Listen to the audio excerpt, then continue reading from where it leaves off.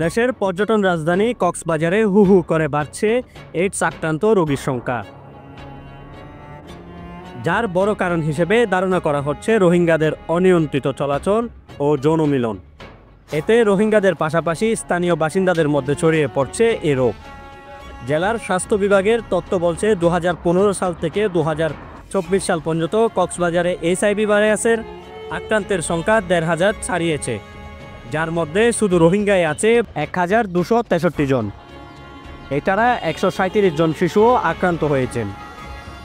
এই 9 বছরে মৃত্যু হয়েছে 226 জন, যাদের মধ্যে 147 জন রোহিঙ্গা। এর মধ্যে গেল 2 বছর অর্থাৎ 2022 সাল থেকে এ পর্যন্ত আক্রান্ত হয়েছে 9 শতাধিক, যা আগের 7 বছরের চেয়ে কয়েক গুণ বেড়েছে। এইচআইভি ভাইরাসে আক্রান্ত রোহিঙ্গার সংখ্যা বেশি। রোহিঙ্গাদের অসচেতনতার কারণে তাদের কাছ থেকে এই রোগ কক্সবাজারের আনাচে কানাচে ছড়িয়ে পড়ছে। বিশেষ করে রোহিঙ্গাদের অবাধ চলাফেরার কারণে এই রোগের সংখ্যা কক্সবাজারে দিন দিন বৃদ্ধি পাচ্ছে। এছাড়া কক্সবাজারের বিভিন্ন হোটেল মোটেল ও গেস্ট হাউসে কয়েক হাজার রোহিঙ্গা তরুণীর যাতায়াত, আর এ কারণে রোগটি ভয়াবহ আকার ধারণ করেছে বলে জানান কক্সবাজারের civil surgeon doctor Asif Ahmed Howlader.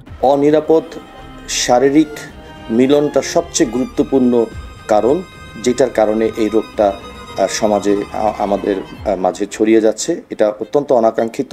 আমাদেরকে আরও সচেতন জনসাধারণকে নিয়ে, সমস্ত স্টেক হোল্ডারকে নিয়ে এটার সচেতনতা বৃদ্ধির জন্য আরও আমাদেরকে বেশি কাজ করতে হবে।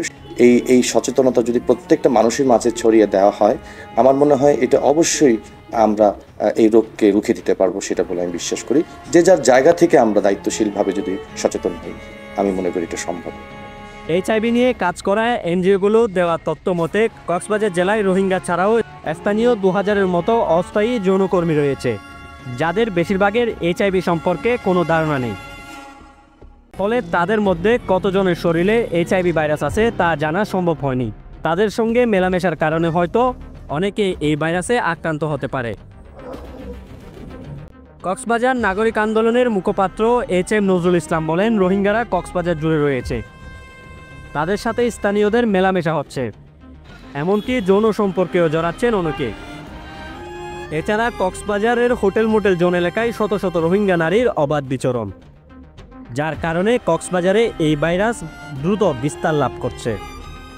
কক্সবাজারে অতীতে 17 সালের আগে কিন্তু এইডস নিয়ে এত ভয়াবহতা এত যুগে ছিল না।